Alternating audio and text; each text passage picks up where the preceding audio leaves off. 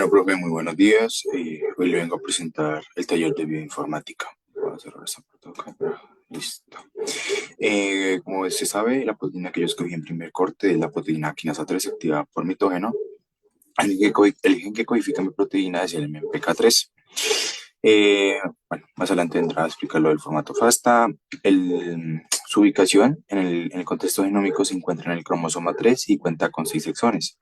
Como podemos detallar acá en este gráfico, se encuentra mi proteína y a su alrededor se encuentran sus demás vecinos, ya sean genes o proteínas. La ubicación o la dirección hacia donde va la flecha es muy importante porque nos quiere decir hacia qué dirección está transcribiendo la ARN polimerasa. Hasta en mi caso, en mi gen, está transcribiendo, perdón, hacia esta dirección, mientras que, digamos, esta gen o esta proteína está codificando hacia la otra dirección. Como se puede observar en el gráfico, en el apartado de identificación de exones e intrones, recordar que los exones son los cuales codifican la proteína y los intrones son los que no. En este caso, mi gen cuenta con 6 exones y cuenta en la localización en todo el genoma en la posición 16.756.571 hasta la 16.758.874. El dominio que yo quise escoger es el dominio de la proteína quinasa, que va de la 38 a la 324. Y pues es importante resaltar que pues este dominio pertenece a la familia pues, de las proteínas quinasas y su rol es muy importante pues debido a la fosforilación y de sustratos y a la señalización celular. Una vez copié este dominio, esta secuencia de aminoácidos, la pegué en la herramienta BLASTP y pude hacer match con toda la secuencia en las bases de datos y me arrojó todos estos resultados. Entonces, para poder determinar y saber qué está diciendo cada uno, el evalue nos va a representar un valor pues, estadístico que indica qué tanto se parece a mi secuencia que yo tengo junto a las secuencias de las bases de datos. Cuanto más cercano a cero, como se puede observar, es mucho más parecida. En el apartado de query y subject, cuando hablamos de query, hace referencia, digamos, en este caso, a la secuencia que se utilizó para realizar la búsqueda del alimento. En este caso, pues la secuencia de mi dominio de aminoácidos. Y cover nos indica, pues, la fracción de secuencia de query que está alineada con la secuencia de la base de datos, que es más o menos lo que nos representa el subject, que es con quien se está comparando, con quien se está haciendo el alineamiento en este caso, las proteínas. Entonces, como nos podemos ver, el query cover, entonces la cobertura está dando un 100% en comparación con mi secuencia y en la de la base de datos. Y el porcentaje de identidad nos relaciona qué tan idéntica fue la cobertura que se midió, qué tan idéntica fue la cobertura que se midió mediante mi secuencia, mediante query y mediante subject, mediante la base de datos. En el apartado 3 dice la relación, ¿sí? En la herramienta BLAST-P, en la herramienta BLAST-X, como se puede observar acá, y en la herramienta TBLATS-N, y por último en la BLATS-N. Entonces, el input que se obtiene para BLAST-P es que se tiene que cargar la secuencia de aminoácidos, en este caso, pues, por el dominio, y lo que nos saldrá, el output, son los homólogos en otras especies, en este caso las especies que yo escogí y debería ser menor al 100%. Entonces fueron estas 5 que se ven resaltadas acá. En BLATS-X lo que interioraremos en el input es la secuencia de ADN en el dominio. Anteriormente fue la secuencia de aminoácidos, en este caso va a ser de nucleótidos. Y lo que esperaremos de salida serán las posibles traducciones a proteína. En el tBLATS-N lo que se introduce es la secuencia de aminoácidos también del dominio y lo que esperaremos es que nos arroje las secuencias de ADN no anotadas que podrían codificarlo. También en el BLAST-N esperaremos la secuencia de ADN del dominio y esperaremos de salida los genes homólogos en otras especies.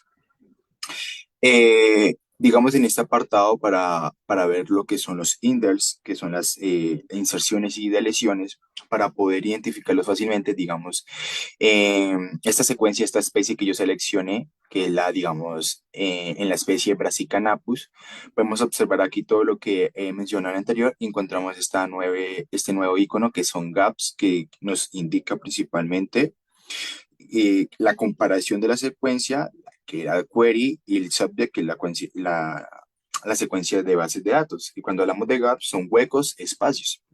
Entonces, en los tres rangos, como podemos observar acá del alimento múltiple, no se observan pues indels, debido a que el número de gaps, como se puede observar, está indicando que las secuencias core y subject se alinean completamente sin necesidad de insertar o ya sea de eliminar residuos para lograr una mejor coincidencia.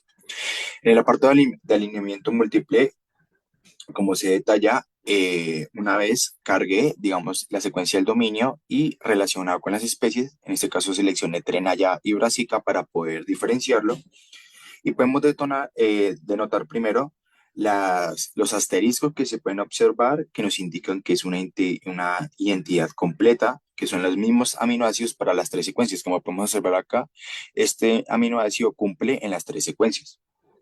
Las líneas con los que cumplen los dos punticos nos indican que es la conservación, que son de un grupo químico similar. Y cuando se tiene las líneas con un solo punto indican pues la conservación débil. Digamos, el análisis que pude detallar aquí es que hay varios tramos altamente conservados, digamos, entre la posición 80 y a la 180 y de la 240 a la 298, lo cual sugiere pues, que sería una función estructural o funcional importante para la proteína. En cuanto a las inserciones de los gaps en las regiones, podemos identificar aquí, digamos, en Terenaya y en Brassica, aquí el dominio pues tiene una inserción o el resto pues podría tener una deleción en la región N-terminal. Esto se podría confirmar, digamos, en el árbol filogenético, correcto. En los cambios de las sustituciones, digamos, en este apartado, como se puede observar, Terenaya comienza con los tres aminoácidos TEL y Brassica comienza con TGL. ¿Qué sugiere aquí? Que el cambio de G a E, o sea, de glicina y glutámico, pues es un cambio de aminoácido no conservado, pues, que podría afectar a la estructura o la función si ocurre, pues esto en una región funcional. Bueno, por tiempo pasando apartado, pude hacer el alineamiento múltiple, en este caso ya de ADN, ¿sí? Entre el dominio y las otras tres especies para completar las cinco. Podemos observar que pues, este apartado, no, como lo habíamos visto antes, no se encuentran marcados con asterisco de la mayoría, pues no son posiciones idénticas en todas las secuencias. O sea, hay pocos tramos altamente conservados. Esto pues que indicaría que las regiones probablemente codifican dominios esenciales o funcionales conservados. En el apartado de Indels, digamos en el caso de este apartado, digamos aquí el dominio presenta una deleción extensa comparada hacia estas otras dos. Y por último, un análisis también que pude detallar en dado caso es que en el apartado espérame, acá está. Aquí lo había visto. Bueno, por tema de tiempo no alcanzo. Bueno, como se puede observar aquí abajo me sigue haciendo el alineamiento múltiple, lo que se puede ver una amplia línea de asterisco de los que nos podría interiorizar esto que estos tramos están altamente conservados. Y por último, ya para poder analizar el árbol filogenético, podemos resaltar pues que se enmarcó primero las relaciones evolutivas entre las especies Morus, como podemos observar la trema, Melia, Brassica y Terenaya, que son las cinco especies seleccionadas. El análisis, pues principalmente lo quise basar en que la escala superior, como se puede observar, los valores numéricos indican pues la divergencia evolutiva relativa entre las secuencias analizadas. Digamos, en el árbol se observa que Morus y Trema forman pues una menor distancia genética entre 0,05 y 0,03 respectivamente, pues lo que sugiere una alta similitud y un ancestro común más reciente. Pues este grupo claramente se separa del resto de las especies, mientras que Melia muestra pues la mayor La mayor distancia genética que cumple 0,06, lo que indica que la especie es más divergente del grupo analizado y podría haber evolucionado pues, más independiente o hace más tiempo respecto a las demás. Y por último, en cuanto Brassica y Trenaya representan valor de distancias intermedios, como se observa, y pues se agrupan en un lado cercano, lo que sugiere pues una relación filogenética cercanas entre ellos. Y eso sería todo, profe. Muchas gracias.